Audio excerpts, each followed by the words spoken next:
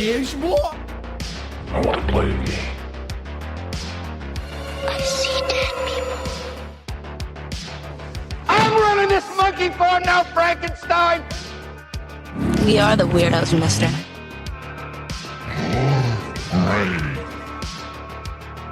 Welcome to the Horror Speaks podcast.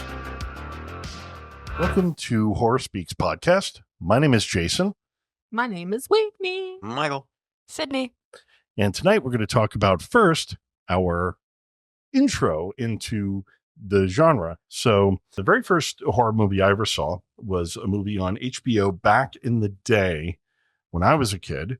And that was called Welcome to Arrow Beach. It was a movie from 1974 directed by Jason Harvey. And if you like Meg Foster, full frontal nudity. Just something to check out.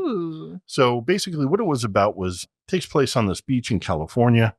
And this guy, Jason Harvey, is a photographer, and he lures runaways into his home with the promise of making them models. And really, he's this shell-shocked cannibal, from Vietnam. And so what he does is he photographs them and kills them, and he eats them, and his sister helps them.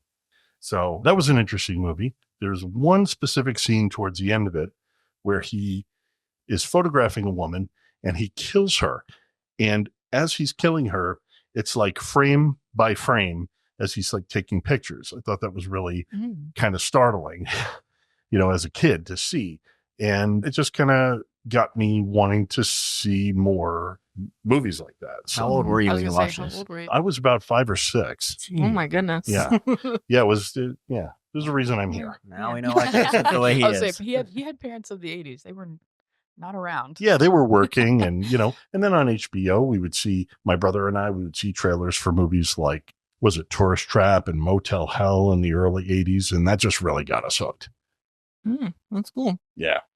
Well, I think that the very first horror movie I ever saw was called The Blob, 1988, directed by Chuck Russell. I think the reason I liked that movie so much is because it was just kind of, in a way, it was kind of silly. I think I was maybe 9 or 10 when I saw it the very first time. My parents wouldn't really let me watch horror movies, so I kind of snuck around and watched it. I think one of my uncles had it on VHS or something like that. And so I watched it, and the fact that it's this blob thing that's just like sucking you in and then just killing you is just like, it was really intriguing to me because I was like, how do they like do all like the props and like the science fiction stuff and all that? I was just like intrigued by it. And I think like ever since watching that, like it scared the bejesus out of me. Like I was so scared. I was scared that every time I would sit on a couch or anything, like I was going to get sucked up by this blob thing. So like my parents used to make fun of me because they're like, well, I told you you're not allowed to watch horror movies and this is what's going to happen. And so I was just like terrified ever since. But ever since then, I just have watched horror movies and that's pretty much it. Nice. Well, I feel like growing up in my house, my parents didn't give a shit about anything. They still don't give a shit about anything. It's crazy. But my parents were big movie buffs. We had a 41 inch, the weirdest size, 41 inch CRT TV. And when I say this thing weighed 400 pounds, it weighed 400 pounds. It was on top of a 5-foot TV stand at that. So like if that TV stand shook, that whole TV was coming down. We also had like 4-foot in-box speakers beside the TV. So like when we watch movies, we watch movies. But I feel like one of my first horror movies that I really loved had to be Scream. 1996, the legendary Wes Craven. Like we had, everybody liked Scream. Oh yeah, Ghostface is a household character, Mm-hmm. And then I just love the movie, like the twist in the end where there's not one but two, and then like it just kept going on, and it just kept getting bigger and bigger and bigger and bigger and more just weird, and I loved it. It was like the first slasher movie I ever seen too. So like I don't know, I just really enjoyed it. And I was Ghostface for like 4 years in a row. I had different Ghostface masks every year. Of course, I had the one where you like pump the blood into it and it just came down the mask. It was so sick. And your tattoo. And I have a Ghostface tattoo. But yeah, that mask was sick until I popped a hole in it. And then That blood was everywhere. Also, my parents really Would you loved say that. it was a bloody mess? It would. So are slashers like your preferred horror, or do you I not think- care about that? I think slashers are probably my preferred horrors. Yeah. Nice. I think Contagion movies would be Contagion and like I don't know, I like cannibal movies and just like gore. Like the gorier the better, I feel like is my preference. You know, I don't necessarily need the gore. That's why I think that's why I like Scream so much. There's no gore in it. There's blood, of course. Like, but I mean, what horror movie doesn't have blood? You know? Yeah. Mhm. So I feel like I don't know. It's chill, but not chill enough. And I feel Where like it's not gonna scare you. Contagion movies too, like I think what intrigues me the most is that stuff could actually happen. Like, you know, with COVID happening and Yeah. stuff, like not necessarily like zombies. I mean, I guess in a way that could maybe happen if there was like a medicine or something that made your brain think like that. I don't necessarily think that people can come back from the dead. I think that's just for movies. I mean, that I guess it could happen, but I don't know. But I feel like if you were injected with something that will make you eat people, then that could be it could actually, you never know, that could happen. Yep. Bath salts. Yeah, bath salts. Florida's shown us many times. Imagine just going through a pandemic like a couple of years ago. Yeah. Wow. It'd be like that. So the first horror movie that I remember watching, my dad had John Carpenter's Halloween on tape. We also had like one of the TVs with they had all the, you know, it's not a flat screen, it had the thing behind it. And I just remember the very first opening scene when Michael is, I assume, younger, and he goes into his sister's room and just starts slashing her. I felt scared but intrigued, and I just wanted to see what happened. And ever since then, it also kind of goes into like maybe the adrenaline junkie part of me that I like the scared feeling or the heart thumping feeling. I like that. I love like impending doom. Like the whole movie, you just feel like it's something bad. Uncomfortable. Yeah, you're just uncomfortable the whole time. Love that kind of stuff. I think the next movie I really remember seeing is I saw The Grudge, the first American Grudge remake in theaters, and I couldn't have been older than 6 or 7. Really scared the shit out of me. I just remembered I went home. I made it through the movie fine. I went home and bawled. I didn't want to take a shower. I didn't want to go to bed. I was horrified. There was just something about that girl going. Yeah. It was just the so scary. creepiest thing It like Yeah. implants in your brain and you're like, what? I think that's Yeah. one of those movies that just made me afraid of the dark. Yeah. Like not fair. afraid That's of fair. the dark, but afraid of what's in the dark. Yeah, for Mhm. sure. It was that movie for sure. Yeah. I never saw that one. You've never seen The I Grudge? saw the original Japanese version, but I never saw the remake. The remake was good. That's the one with The Sarah first- Michelle Gellar, right? Yeah. Yeah. Yeah, I enjoyed it. I didn't think it was too bad. That movie was kind of inside with like rings, like The Ring. and- Yeah, The Ring. I think it came out around the same time. Yeah, probably. Then there's also I believe a Japanese version or an Asian version But of there's like The Ring. early Yes. 2000s horror movies. They Yeah. all were the same. Well, The Yeah. Ring was Yeah. was a remake of Ringu, which was also Mm. pretty damn good. I mean, I've it's seen just- that one. Yeah, but I felt like the remake of The Ring was more like kind of felt to me like The Shining in the way that, you know, how the sound design, it's almost like it unravels you as you watch the movie, Yeah. and you know, kind of makes you more vulnerable to what's going to happen. And that scene with that girl in the closet at the beginning, hell no, Yeah. Yeah. no. Going back to the Scream thing, it's funny you say that. I remember being like terrified of Scream, and there was one Halloween where my brother had the same costume with the fake blood, and I come down the hallway, he comes into the kitchen, and we just meet eyes, but he's in the mask, and I was like, no, and I just started screaming, and he started chasing me around with that fake knife with the fake blood. I was horrified. I just loved it because it wasn't a serious. It was a serious, non-serious movie. If that makes sense. Because there Like, was some comedic. there was a lot of Yeah. like Yeah. comedy in the movie. Yeah. So you went into your favorite horror movie. What's everybody's favorites here? Oh gosh. Do I have Like to my pick one? my all time favorite. Yeah, Scream Yeah, was. I mean, just, you know, if there's- Scream was my Mhm. favorite, but also my first too. like so. your go-to, you know? I think my go-to because so for horror movies for me it takes a lot to like scare me. So Yeah. like I feel like if I enjoy watching horror movies, but I like a horror movie to also like make me scared. So I think the movie that literally terrifies me the most would be Hell House. I think the fact that it's kind of a found footage movie, so it seems realistic. The fact that they're basically creating this haunted house and hotel, I think it's called Abaddon Hotel in New Orleans or Louisiana, I somewhere think in it's in, where like, New York. is New York. Mm. Oh, okay.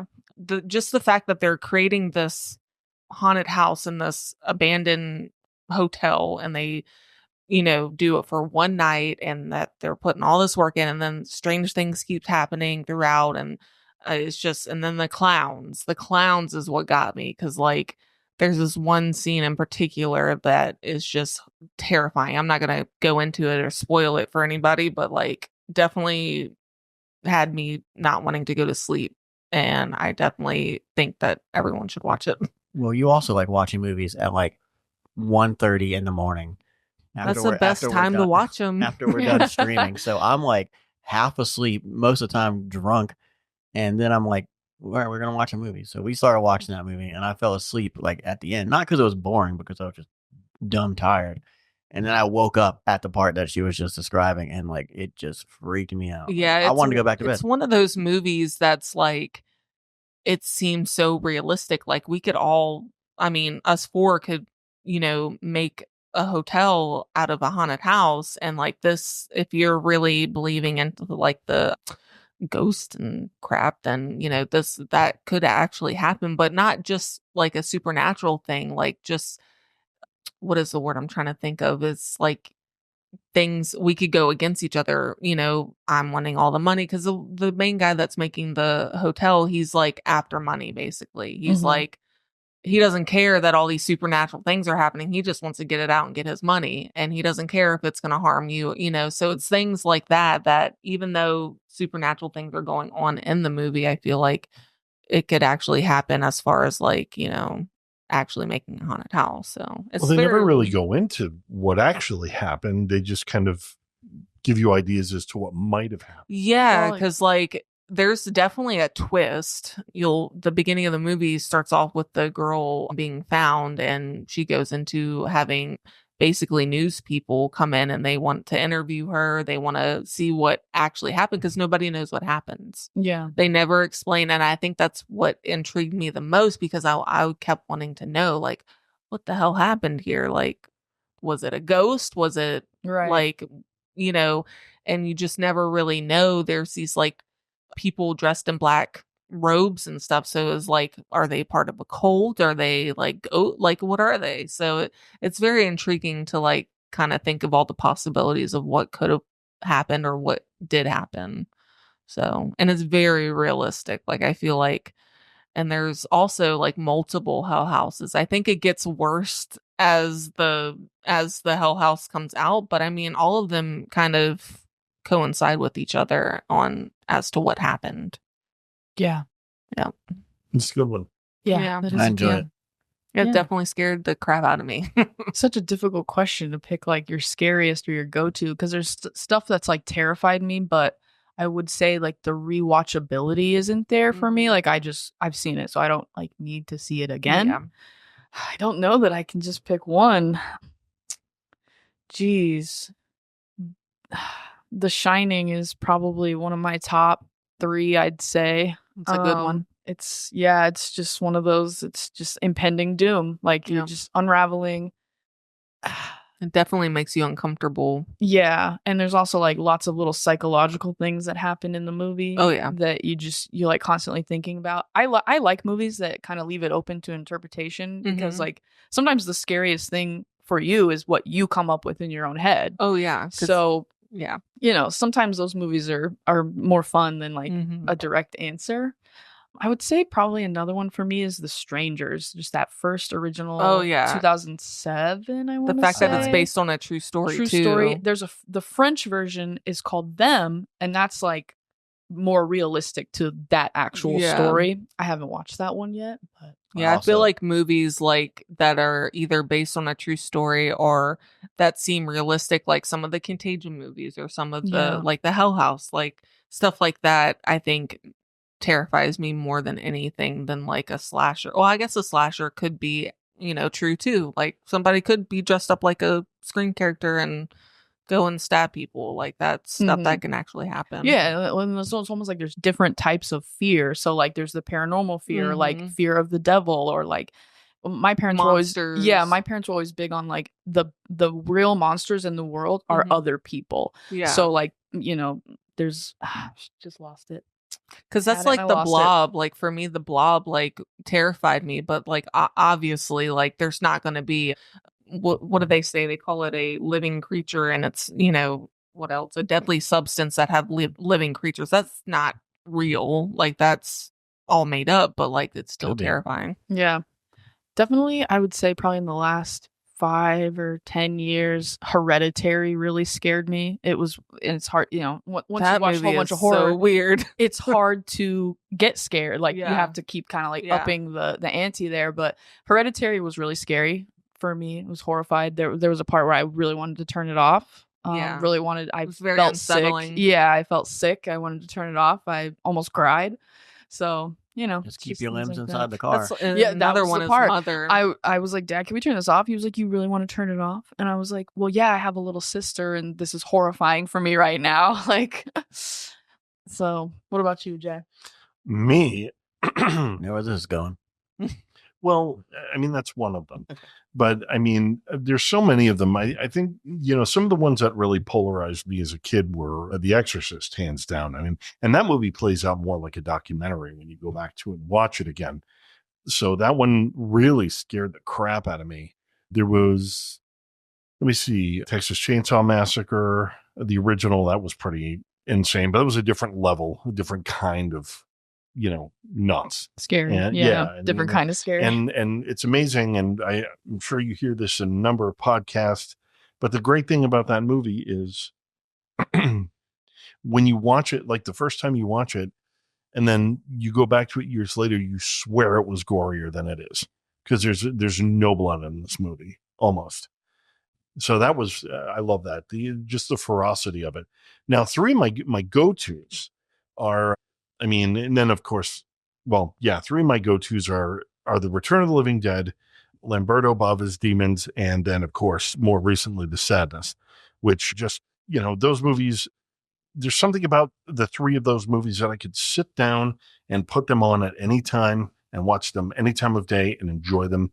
There's just a lot of, I don't know, they're just really, above all, they're just so entertaining. Mm-hmm. They've got a lot going for them, a lot going on in them. And I love them. I can just, and which is interesting because they're very different. I mean, the Return of the Living Dead's more of a comedy, kind of a horror comedy, whereas Demons is just, it's more brains. It's pretty vicious. But then The Sadness is just altogether a whole other like force of nature. So much going on. I mean, it's that, but the movies that are more psychological, like, Hereditary definitely shocked me a little bit. And I think it's more easy to do that the more invested in the movie that you are, especially when there's a family involved. And then things happen to them, kids, and it's so it just depends on how it's done. I know people think, Hereditary is, some people think it's, well, it's going to be like that for every movie. Yeah, I mean, look, there's no one movie that everyone is going to like. Right. And so when people go off on you, for not liking a movie that they like, it doesn't make them more well read. It doesn't make them more like sophisticated it makes them a dick. So just, we all love the same things, the same genres.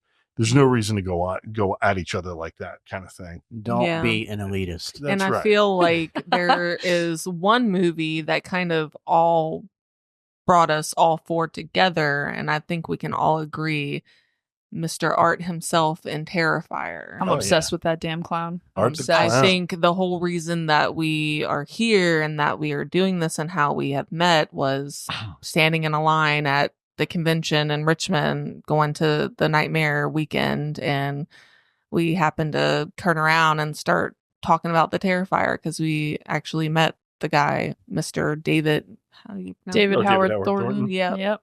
We were in line to meet him and discussing our love for Mr. Art. Yeah. So And then we just hung out the whole day. yeah, I was shocked. Sydney and I remember I turned and asked you guys a question, and then I didn't think much of it at the time. I was just I didn't know we were going to like hang out, and then 2 months later start a podcast. Yeah, how crazy is that? Yeah, right. Love at first sight. Yeah, really. I did tell you in line that you are now our convention buddies. Oh, absolutely, you did. But now it's more than that. Like, and it's crazy how that all works. Like, the horror community is so big as it is, and so like to find people that also have a love as much as you do for horror movies and all things horror, then it means a lot. So Yeah, absolutely. not gonna get all sappy here, but yeah, No, I'm about to cry. He's swiping need the a tears tissue? right now. Do you need No, tissue? I'm good. That was beautiful, Wendy. Thank you. But yeah, I mean, there's just so many different variations of things and subgenres and things like that really appeal to everybody, and everybody's going to react to something differently. Oh yeah, It's just the way it goes, man. yeah. But I think Terrifier, like I didn't mention that, but that one, that's probably, I love Hell House. Like that's probably the one that scares me the most and the one that I can probably watch over and over again. But Terrifier is really one that I can probably watch over and over and just never get old of it. Oh, I mean, absolutely. Absolutely. it's such a, I want to say it's such a simple movie, but there's just so much chaos, and it's just as evil as Art is, like, he's lovable. Yeah, like his and it's personality. Like, I just want to give just him a fun. hug. Yeah, I do. Like, yeah, I want to like, good and well, he'd kill you, but like, I want to eat a hot dog with him. Like that's how I want to. Like that's just like hot. I feel like I could just sit down and he's just gonna stare at me while I eat a glizzy. Like it's just silly, but also kind of strange. Yeah, we saw the movie the night before, and getting to meet him the next day was really surreal. Yeah. Especially we had waited so long because when Sydney and I first paired up, I showed her Terrifier and then Terrifier 2, and then Terrifier 2 was released back in the theater. And if you went, you got a limited edition like poster for a teaser poster that's for cool. 3. And then like which first look at 3. Right. Yeah. And I mean, the bottom line is they sell those posters at the conventions where you meet him and you can sign it. Yeah, and that's you can have super him sign cool. it now. But that wasn't the point. The point was it was fun, take her to the theater to see it.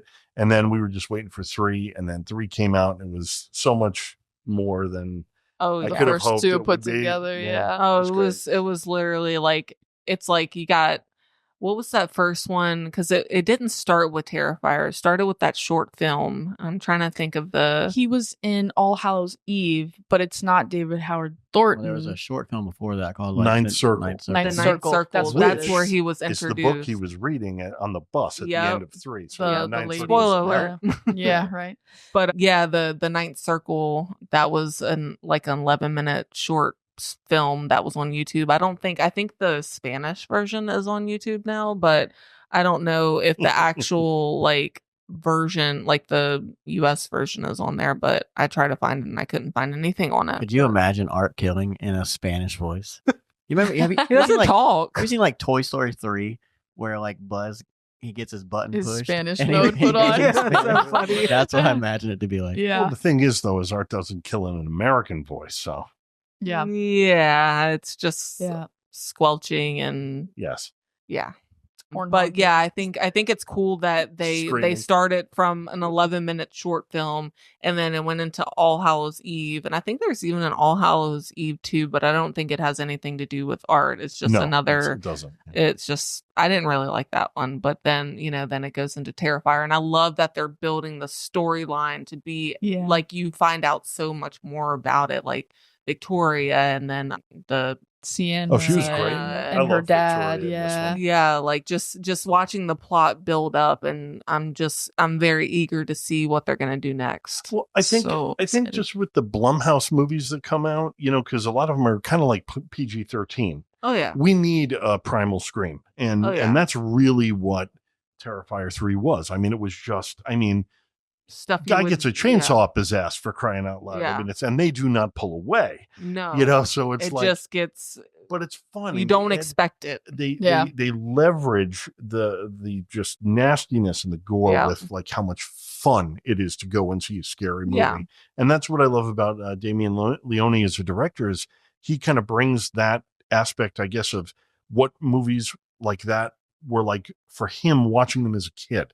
So it's got kind of this sort of kind of like nostalgia. I don't even want to say innocence, because there's nothing innocent about it, but, except for Art has these moments, like the moment where he's walking by the bar and he sees Santa in the bar, and he's I mean, he pushes those two girls just right out of the way to go see Santa. So that was so funny. Yeah, they have these wonderful little moments that I think really resonate with horror fans. It kind of pulls it together, because it's like it offsets the trauma that is into those movies. Yeah, it definitely offsets all that. So I think it just kind of overall brings it all together. But yeah, it's something that you typically would not see like just watching a normal horror movie on like HBO or Netflix. It's definitely got its vibes. Absolutely. And I think Sienna's an amazing final girl. Yeah, she's awesome. No, I want to get into The Substance. Well, I do want to say one more thing about get carried away about Terrifier and all that, and Art the Clown. I think the horror community needed a new icon. Yeah, really, absolutely. I agree. We did countless Freddys, countless Jasons, countless Screams, countless Ghostfaces, Hellraiser, Chucky, Jigsaw is Chucky. 10, 12, we needed 15 someone movies. new. Sam was a very nice addition. Sam from Trick or Treat. Yeah. But yeah, this one, see, it's funny because it's like I'm like 50. All right, I'm just gonna put that out there. You guys, you're old. Not. Yeah, I'm fucking old man. You're old. So I, having grown up, with Leatherface and Texas Chainsaw Massacre 2, being there for Chucky when he was first introduced, to Hellraiser, like all these now horror icons, Candyman, Art is really like the first like icon that I identify with as such, and he is just he's my go-to with that. He's my dude. He's so sexy. Spirit animal. Yeah. Well, I let him wine and dine me. Oh. I let him slice it open. Oh, I'm kidding. Cut that part out. Oh my goodness. Can't fix that in post. Yeah, did No. cut that part out. Not leave Yeah, it. did they? I think it's funny. All right. I got it. So Let him cut you in half. The Substance, eh? Have you ever dreamt of a better version of yourself? Younger, more beautiful, more perfect.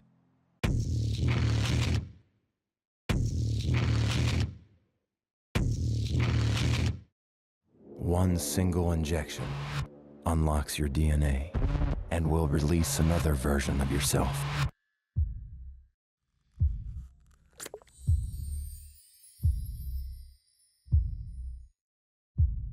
This is The Substance. A perfect balance of 7 days each. The one and only thing not to forget. You are one. So 2024 was a great year for horror. Yep. So many movies. So many. One in particular that was just beautifully done. I mean, I'm speechless when it comes to this movie. Like, it's just one of those movies that's just like, wow. Yeah. What is that movie, Jason? The Substance. It's a movie with a lot of substance.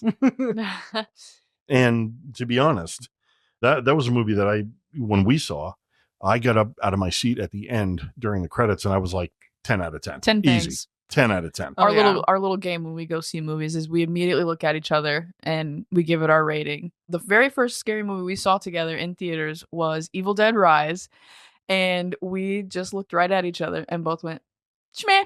We were like, "Meh, it's not that good."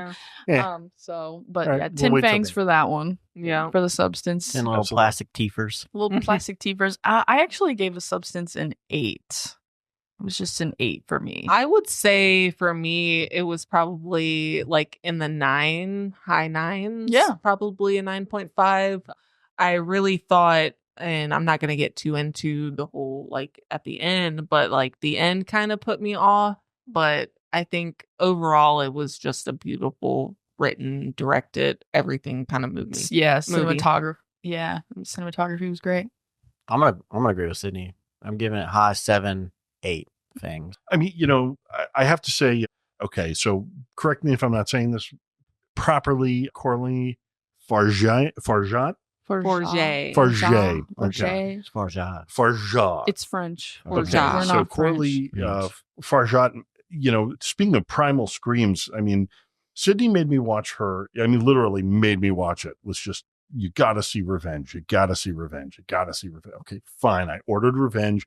I sat down and watched it. And I was really surprised at how emotional I got at it. She was just like, calm down, dude. It's like, it's a movie. Just watch it, we have never seen it. Yeah, Yeah. it's very feral. Yeah. And, What's it like? Is it like? It's a revenge film. Yeah. Okay. So and there's also a lot of sort of like study as far as how women face certain issues and how they deal with them. This was a very feminist piece, and it was done really well. I was shocked at how much I liked it. Would you say is it like a revenge porn kind of thing? No. No. Okay. No, Kind of like what is that is- one movie? It's 2 balls deep. There Oh, never mind. is a I'm just gonna be quiet. Yeah. there's a traumatic scene, fair warning, kind of towards the beginning. Mhm. And then there's like, I don't want to spoil it. It's been out for long enough. So basically, 2017. Yeah. quick version is this married bazillionaire takes this girl that he's seeing that is not his wife to like this out in the desert beautiful house they have. So then he has some friends come over and he's like having her dance for them and flirt with them and all these things. And then the next day, one of the friends, while no one is there, Yeah. takes advantage of her. So it kind of reminds me of what's You that? say the R word. Yeah. It kind of reminds me of like, what is it? Not The Last House on the Left. What's that other one? I Spit on Her I Grave. Spit on Your Grave. Or Spit on Your Grave. Similar, but this one has a little bit of a twist. They basically do the victim blaming. They're like, look how you're walking around, look how you're looking at. It's Yeah, awful. it's so gross. I definitely want to watch it. I think I definitely would like. It's a 'cause great I film. love those type of films. I feel like Definitely that's watch stuff that it. can actually happen too, and I think that's Oh, what yeah. intrigues me. There is one part that's like, that's not very realistic, but it's so crucial to the movie that Yeah. it's totally intense and just totally like, what the F just happened. Yeah. But yeah, we need to circle back. Yeah. So I mean, but it's brutal, and it says, I mean, it definitely speaks, volumes about what it is showing you.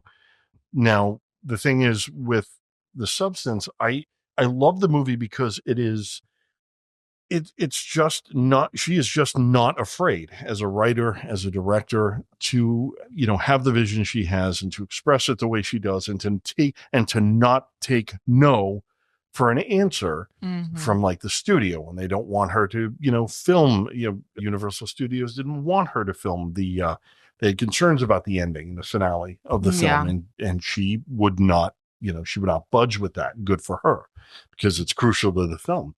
But I mean, here you have a film that speaks to how Hollywood, sort of compartmentalizes and, women, how they have to, I would be say in this. even society. That Well, perfect not look. not Yeah. even just And it does definitely extend out of Hollywood. But I mean, this movie rips Hollywood a new asshole for sure. Yeah. In a big way. So go ahead, give us the synopsis. Oh yeah. Yeah. So synopsis is, hold on, we got to pull it up on our notes. Elizabeth Sparkle, renowned for her aerobic show, which is very, very, very Richard Simmons. Very 80s aerobic Jane show. Fonda, yeah. Yeah, Jane very Fonda. Jane Fonda. Yeah. Very, very over the top sexual for no reason at all, right? Yeah. Faces a devastating blow on her 50th birthday as her boss fires her. Amid distress, a laboratory offers her a substance which promises to transform her into an enhanced version of herself. Budget was $17.5 million. And you said earlier today that there was a studio that was going to buy it, right? Well, Universal Studios was going to finance the film, for 17.5. I think they sold it to Mubi for less than that, or Mubi or Newbie. Hold on a second. Mubi, right? I had to write the first time. That's what we saw. And so they sold it, and then they undersold it to Mubi, and then Mubi made like $60 million, with the film. So, it speaks a lot. The film speaks a lot about how, in the cycle of being a star, and how we heard from another person speaking about it, how your life ends at 50 because you're supposed to stay 25 for your whole life. You're supposed to look that good. Yeah, because it's like, what are you gonna do? Like, what are they gonna cast you at? Like, I feel like around 40 to 50 years old, like, you can't be a mom because at 40 you're too young or too old to, I don't know. Like, I feel like at that age, what are you gonna be cast for? Yeah. Like, what are they gonna use you Well, for? they age you out. Yeah, Yeah. basically. Yeah. And then, what happens from there is that, there's some really pivotal scenes in the movie that really, had an impact on me. And I'm a guy. That there's a scene in the film where, two parallel scenes. And the one where it involves the two of them looking at themselves naked in a mirror. And the impact of that, Demi Moore looking at herself with disdain and disgust, as opposed to Margaret Qualley looking in the mirror and seeing, what I am going to do with this body, kind of thing. Yeah. And then, how it keeps reminding you, remember, you are one, Right. and this is not where that goes, Absolutely not. there's No. with those two scenes alone, it spoke very loud to me that this is about to get really ugly really fast. Right. And it did.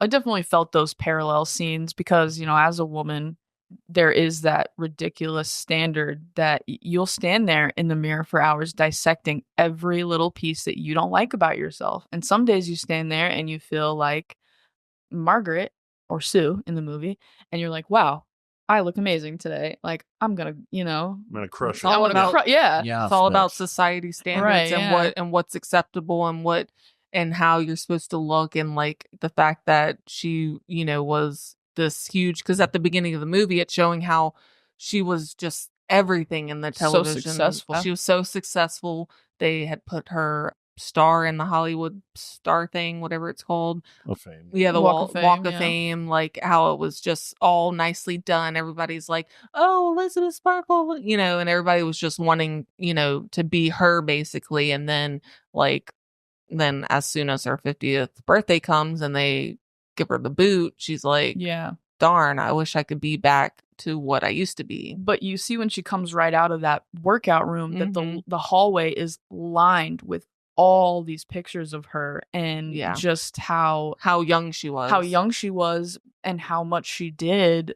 And then she basically goes back in the studio the next week and they're taking it all down. So it was like, however much time she's put into that it's just meant gone. Nothing to that studio. You know what I'm saying? She was just Like, another. You're irrelevant at this point, you know? And it goes to really talk about like how people will do anything and everything to their body to try to keep themselves at that young 25 youthful at their height. Right, because that even studio, though they hate the standard, that studio wasn't getting, I guess, enough views or whatever you want to call it, and so they noticed that she was aging, and so they're like, well, we need a new face, we need to start bringing in the money. I think a lot of times, even in reality, like, it's all about the views and getting the big bucks, and to have that all taken away, it's like, what do we do? Like, what do I do? Like, of course, like if there's something that's going to be offered to me to get a better version of myself, heck yeah, I'm going to take it. Like, I feel like I'm not even going to think of the consequences. And I think that's something that in the movie where she's just like, I want this. Like, I think she was a little hesitant at first because she's like, oh, this is kind of weird, like, I don't know, what am I injecting? And how she got because she was in that car accident. And I think and then getting that, I guess the doctor or the nurse or whatever, slipping that thing in her pocket and seeing, and it was just kind of sketchy at first, but I think she wanted nothing more than to find her perfect self. Yeah. Again, back from what she was. And there's, there's a level of desperation that they bring the character to in order for her to enlist a black market, like an untested, I think that's why she was so hesitant, because it was like, oh, I So don't. sketchy, What am I where she had to injecting? go, yeah. But at one point, she just doesn't care. Yeah, I think desperation takes over, her mind, and it's like, F it, I'm gonna do this, and I'm gonna see where it takes me, and it definitely takes her on a ride. Yeah. And, another thing that a layer that I really loved about it was it's not only how, being in a situation like that makes you feel about yourself and makes you treat yourself. It's how it makes you treat other women, like how they compete. Oh, yeah. And how it really just gets nasty. And again, it just keeps reminding you, remember, you are 7 days on, 7 days off.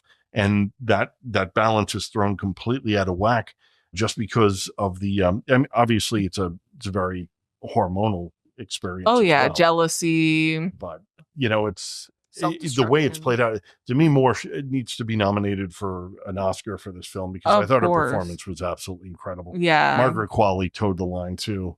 Oh, yeah. I hadn't seen Demi Moore in a movie since Mr. Brooks, probably. G.I. Jane. G.I. Jane. She played in G.I. Jane. Well, you know what got her the part? I read that what got her the part, because she wasn't Corley's first choice for the role. She wrote a memoir. I don't know if you remember, like a few years back. And a lot of it had to do with how she viewed herself. Okay. And her, the discomfort that she had with her own body. And when she gave that to Corley and Corley read it, that's what got her the role. And she said that this role was something along the lines of, like Ghost, where it could be amazing or it could be a disaster. And it was the fact that you could lean it either way. The challenge of that was what made her want to play that role. Yeah. Which I think is really interesting, because she nailed it.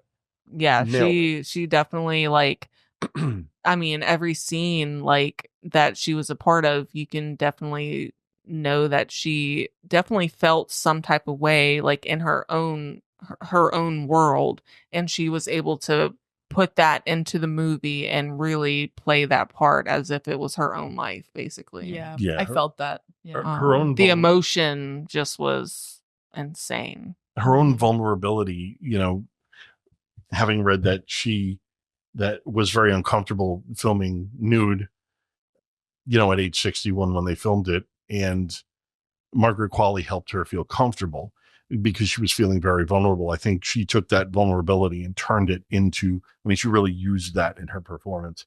And that's what, so when this movie goes off the rails, it goes so hard that when it gets to where it's going, it's operatic, in a way, but it's also crazy, Can we just talk about the packaging of the substance? I love it. It's very, very minimalist. It reminds me of it's kind of like Apple, how they make it so simple. You get a box, you get the contents that's in the box, and that's it. There's no extra packaging and bubble wrap, and it's just literally you got the substance, the activator, you have the little feeding tube thingies, and then you got the feed, and then the syringes. That's it. Apple doesn't even give you a charging block anymore, or stickers. Stickers are gone. Apple. Yeah. All those Apple stickers in my desk. But that's I loved aside from the emotion and the craziness of this movie, I love that they picked the packaging to be so simple, because obviously the movie was not. I'm sure it was a corporate nod in some way. I'm sure. I feel like all the design aspects of this movie were very simple but very over the top. Yeah. Together as well. The colors were just the activator so being bright, very vibrant. sci-fi, It reminded me of pop art. Yeah. A lot of pop art, like Andy Warhol, oh sure, Lichtenstein, all of that stuff. It was so bright, It's so colorful, but it was so basic. And dark. Well, yeah, it was like basically when Demi was, it was her turn to be like up and around. It was like it was like darker undertones, like she was just not doing well. Depressed. Yeah, and then Forever. whenever she Yeah. would have to switch, like that colors were enhanced. The music, she's dressed like all pink and sparkly, and she looks great. And so you can just kind of see the contrast between the two of the two, basically like the two sides of yourself, essentially. Yeah, because I mean, we all have like bad days, and when we do have bad days, we kind of mope around. But then when we do have the good days, it's like we're peppier. Yeah. Or is that even a word? Yeah, no, I was gonna Peppier. say pep in the step. Yeah, pep in the step, or we're in good spirits. But then when we're not, it's just like all we want to do is sit there and eat. And Yeah. that's kind of like what she was doing, was just sitting around moping around watching TV and stuff. But I think she started to figure out, well, the other version of myself is having all this fun, and I can't even, I've got fired, I got into this car accident, I'm getting older, everything's sagging, like, I don't have any more perkiness to me, so I think that it plays a lot into real life. Yeah. I love those like close up macro shots they did too, like the very close, like almost like sporadic shots that they put in movies just to like Sue's your attention. lips. Like her lips, and when her Her eyes, when yes. her iris started splitting into different irises, I was Yes. like, that is insane. Yeah. Yeah. And just the little shots of like the actual substance, like the little vial of that was bright and just like Bright straightforward. green. In that white sterile bathroom. That bathroom was so white for no reason. Yeah. Yeah, it was like, I and think also It like was very the antiseptic. Well, I think it was trying to at like times. be Yeah. like a hospital room or like an operating room in Yeah. that look, Sterile. and the Yeah. room that, well, not the room, but like where she had to go to get the substance package, like that was super sketchy. Like, and like we don't even know where this was happening. And she just went into alleyway and she couldn't even open the door. Like she had to like crawl underneath the door.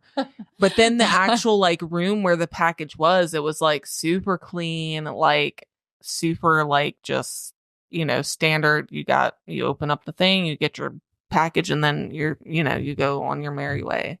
I did hear something today that kind of brought some thought to my attention. Do we think that this was filmed in like an actual like real world LA, or was it like a weird like parallel LA? Well, they shot it in France, Yeah. and I remember reading actually an interview with Coralie where she said they took like the Hollywood designed and they enhanced it. Yeah. So it was Hollywood, but it was not Hollywood 'Cause at there's- the same time. Because I mean, there was one scene where they had the Hollywood star Mhm. and snow went over it. Snow doesn't happen in LA. Yeah, right? that's in true. Hollywood, Yeah. you don't snow. It doesn't snow in LA. Yeah, it does. Just up your nose. That's 2 balls deep for us. Too far. Too far. But I really enjoyed the movie. But let's talk about how weird Dennis Quaid is in the movie. Oh, like yeah. that dude is a fucking creep. Well, he's named Harvey for a reason, Yeah. Yeah. obviously. Yeah. The shrimp scene. Ugh. Well, and That's like Sydney's favorite scene. what you were saying. Ugh. No. I wanted it to end so bad. Like what you were saying of just, she's not even eating and he's just going to town on his food. And like, when you're letting someone go, like you're probably damaging their life to some extent. So Oh, like yeah. you need to have that empathetic, like look them in the eyes, talk to them Yeah. like they're a person, and it just further solidified that she means nothing. Yeah, it's just like it's and it's sad to say, but it's like most of the employers out here, like Yeah. they can let you go and find a next one in a snap of a second. And it's And- like, just like with her, like I think that played a lot on her depression as well, Yeah. wanting to make a better version of herself, because obviously like nothing's going in her direction of how she wants it to be, and like she's just seen as this nobody now, and Yeah. like she And went just, like, from having completely everything, forgotten. everyone wanting to be her, everyone wanting to look like her, having this fame and fortune, to literally nothing but Being her. forgotten. Oh yeah, Yeah. and just her pic, like you saw all those pictures, so you assume that maybe those are one a year. Mhm. So 25, 30 years you put in somewhere, and just to be like tossed aside like you're nothing, and you come back and it's like you're already taking my picture down, like been gone a week. Well, as You soon as know? as soon as he saw Sue, he was like, "Yep, you're good." You're in the part. And then she was like, oh, well, every 7 days I have to like go take care of my like mom or grandma or whatever. And he was like, oh yeah, it's fine. No worries. We're fine. You're hired. No questions. Just like, Yeah. you look great, so that's good enough for all me. because But then again, yeah. that's the way it was with the substance itself. No questions asked. No, you come, you get it, you use it, you follow the directions.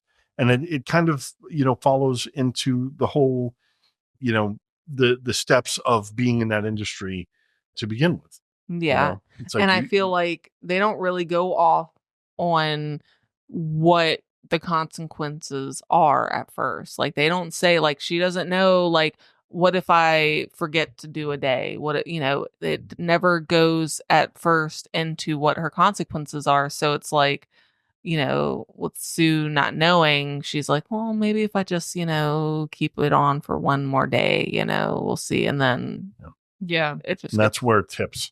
that's where the icing hits. She wants Yeah. more, but to me, more also wants more, and it just doesn't work together. No, not at all. It just gets chaos. That's all I can say about that. Yeah. And then what I feel is just a very long, drawn out third act. All right. And that's where they lost the 2 points on my rating. Honestly, was the monster or whatever, the perfect Yeah. self. I don't know. I love the look of it. It was so sick. Like it was just Yeah. it was just great. Like the special effects were. I even so good. loved how, like, and I think what really lost a couple points for me is the fact that, like, this perfect version of herself is coming out of her back, which is kind of cool. But I think what lost me is, like, the perfect version comes out of the back and she immediately knows how to sew. Just like that. Like, not knowing, like, I'm thinking like maybe she comes out and she's got to relearn everything basically, but no, she knew how to sew up using the sewing kit and the thing. I think that's where it lost me a little bit, because I'm like, well, like, how would she know how to do this already? Like, does she need to learn how to do, how to walk, how to talk? She already knows how to do everything now, I guess. So it's like, I kind of like, I was just kind of wondering like how she knew that stuff so quick.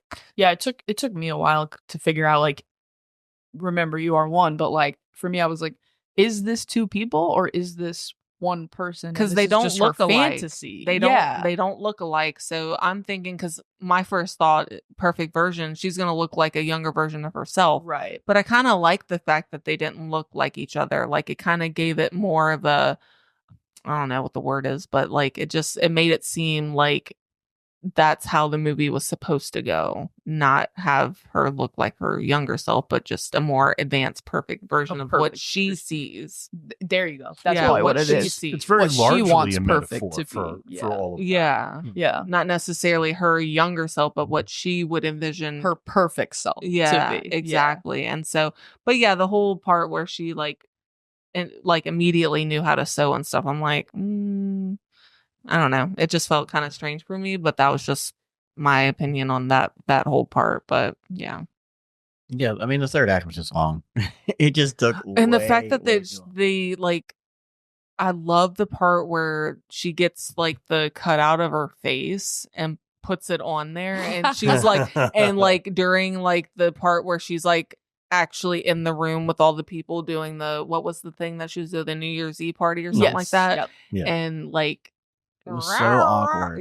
She's was like sitting supposed there to- talking, I'm Elizabeth, or I'm Sue, or, and it's like, everyone's like, It was so awkward to the point where I thought it was a dream. Oh, people were laughing hysterically at that part, and I was What- laughing. what I it was thought- kind of comical, comical, Com- comical. That's Bad a with words. what it kind of made me think of is like these women do all this stuff to their body and they're like, wow, I think I look great. But then like other people see them, like, you look at like older stars now and you're like, oh God, like the plastic surgery is it's Yeah, not good anymore. outrageous. Like you just know You can overdo it, yeah. Oh, yeah. And so and they did. it's like you still think you look great, but it's like, no, you don't. You're supposed to look 50, not like Yeah. a 25-year-old, 50-year-old. Like But I feel like that whole Or a trout. part, it was like she was wanting to do that New Year's thing, New Year's Eve party or whatever it was called, so bad that no matter how bad she looked, how bad, she was gonna do it. Like yeah. no matter what it took, like she, could have just ended it all. And then, but no, she kept pushing it and pushing it. And I think that's what really brought the film together, was just showing that she, no matter what she looked like, what she was dealing with at the time, like I think it just, it just showed that she was willing to do whatever it took, no matter what it What the costs her. consequences yeah, were. no matter what it cost her. Or what the consequences for Elizabeth were. Yeah, she didn't and care. that was. She was going to do it was rough. regardless. Because, like, the part where all her teeth were, like, falling out, that part was, like, it was crazy. It was really But could crazy. nobody tell, like, her teeth are falling out? Or do they just still see that perfect side of her? Well, though, when you're dealing I think in the an shallowness industry, of it, they just that's exactly what I would equate it to. right. Shallowness. Of, Yeah. In that scene where he's like, something wrong, and she's like, no, and she's sweating and crying, and He's like, you should and smile. He's like, smile. And, Yep. and it takes everything she has to do that for him, and it's so fake, and it's so pained. pained.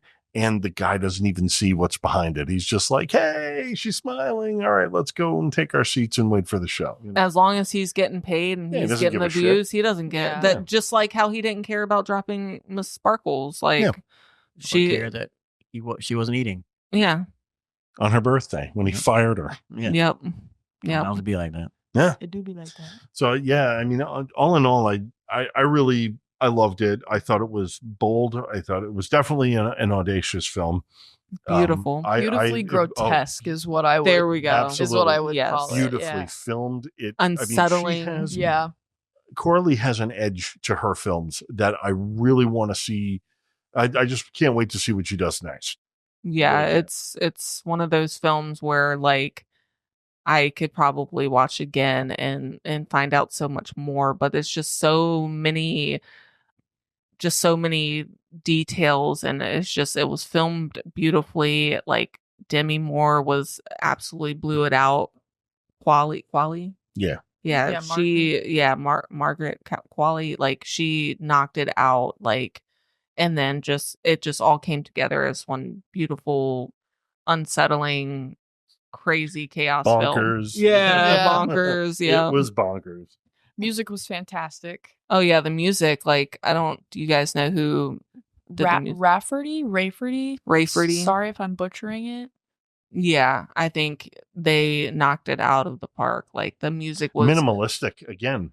It was very music. minimalistic with the music, but it was also very unsettling, which created that I can't stop, like, that intriguing, can't stop watching, but I'm very Like, I'm uncomfortable. watching a train wreck, but I can't stop watching a train wreck. Yeah, that's what the music did for me. So. Yeah, apparently the cinematographer used an Arri Alexa, like a 35 millimeter camera, because of its close accuracy to color. Wow. I like that a lot. Yeah. Yeah, that That is definitely really interesting. showed through, yeah. Yeah. Well, it was very vivid, that's for sure. Mhm. Yeah, so man, I'm going with my 10. Yeah. Still at a 7.58.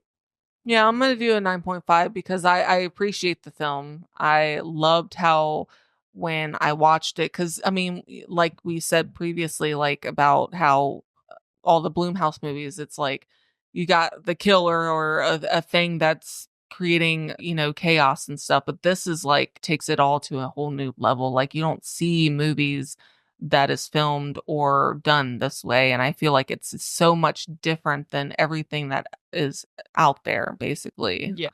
It's such a different approach on horror, but also it's got a lot of beauty to it as well. Yeah. And I think it's like the substance, like some of the negative reviews are that it focuses too hard on, like, the male gaze and, like, the lack of substance, and it's like that's actually kind of the point. And, like, just the go ahead.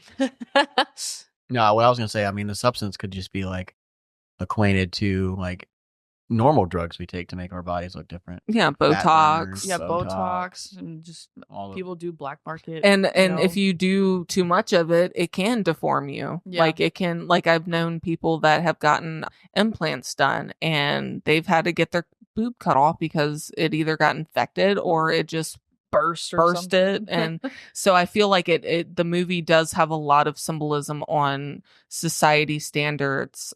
We want to look our best. We want to remain youthful. We want to be perfect. We want to be, but we can't.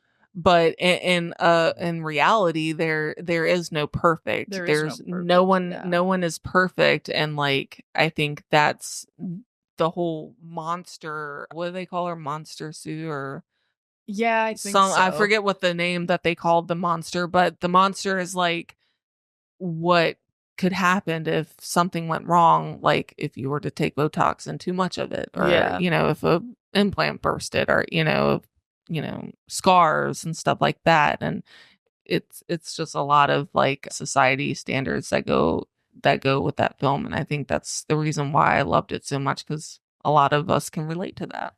Well, I've never watched a horror movie with so many metaphors and so many like comparisons of real life stuff, and that was really interesting, so Yep. And this movie has 5 Golden Globe nominations, and that's Best Motion Picture, Wow. Best Performance by a Female Actor, Demi Moore, Best Performance by a Female Actor in a Supporting Role, Margaret Qualley, Best Director, Coralie Farjat, and then also Best Screenplay. So yeah, definitely deserved all of those. Yeah, won the Cannes Award for the Best Screenplay, and it also won Best Cinematographer Award. It got a makes sense. It got a wicked standing ovation, like a 15-minute standing ovation at Cannes, I believe. Wow. Yeah. But I feel like, if I were telling someone about, like, if someone came to me and were like, tell me about The Substance, like, should I watch this? What do you think of it? I would tell them, give it a chance, because it does start off kind of slow. Like, it does have that slow burn a little bit. But once it does get going, it just doesn't stop. It's relentless. Absolutely. It's just off the rails. Yeah, it's complete chaos. Once it starts getting into the actual like plot of the whole story, like it's just nonstop until the very end. And then you're just like, what the hell just happened? And I think that's why I love the movie too, because you don't, like I said, you don't see movies that are like that. And it's just one of those movies where I'm just like, wow. Well, the funny thing is, when we came back and, after seeing it, and Sydney was like, yeah, that ending, no. And like 2 days later, she would pass me in the hallway. Oh, one other thing I was thinking about. And then the next day we would pass each other, and she would go into it again. Yeah. It stays with you. And I think it's a very important film, because not only what it's about and what it represents and what it stands for, what it says, but it's just that we need more filmmakers with this sort of like bold type vision, who aren't afraid, to make a statement. To like say this. no, Yeah, to make people say feel no to a studio just because they believe in their own idea. Yeah. To reserve people's feelings and to not care if it makes you uncomfortable, because Right. I mean, art should make you uncomfortable. Exactly. I think should challenge you. And Definitely. I think this film is definitely a work of art. I also like movies that bring up like big society tropes too. Yep. Like Jordan Peele, for one. Like his movies are insanely packed full of Yeah, it. insanely Yeah, packed full of absolutely. Get Out, for Get Out. instance. Oh, for sure. Yeah, those two Oh, for Us sure. was a good one. Yeah. I'm in the minority on that. I loved Us. I love it too. Yeah. I mean, I love Nope. Yeah, I thought Nope was great too. Yeah, that one was good. I haven't. I fell asleep. We watched it. We watched it once, I believe, and I don't really too much remember exactly what happened, but I do remember Get Out, because that was one that was just like, It was really holy disturbing. crap. Yeah, it was really like disturbing. that one also made me uncomfortable. But the difference between, Get Out making me uncomfortable and The Substance make me uncomfortable, it was a different kind of feeling. Like Get Out was more of like it hit a lot of racial issues in society, but with The Substance, it's like a lot of stuff that I can relate to as a woman, so it's like, it's a different type of feeling. But both of those films are totally great. Agreed. Sweet. Yeah. Well, this was our first little thing. Our first little thing. That's right. Our first episode. Our first episode, and we'll be posting episodes every Wednesday. Yes. Yeah. Hump Day. Yep, Yeah. our first. So this Get might you have through been the week. This might have been a little bit disjointed, a little awkward. It's our first episode. We're gonna tighten it up. It's That's gonna what get she worse. said. But we hope that everyone, will enjoy it as we enjoyed talking about it. And I think it's different because we're all four different people that have different opinions on different horror films, and I think it'll all come together as one. Oh yeah. Different We're not life film experience. reviewers. We're just friends that like to talk about movies. Yeah. Yeah, we're not Definitely. critics. We're just here to have a good time and discuss things that we love. Absolutely. Yep. Well, this has been us. This has been Horror Speaks. See Yeah. you next Wednesday. Oh, I see what you did there. Ah. Bye. Bye. Bye.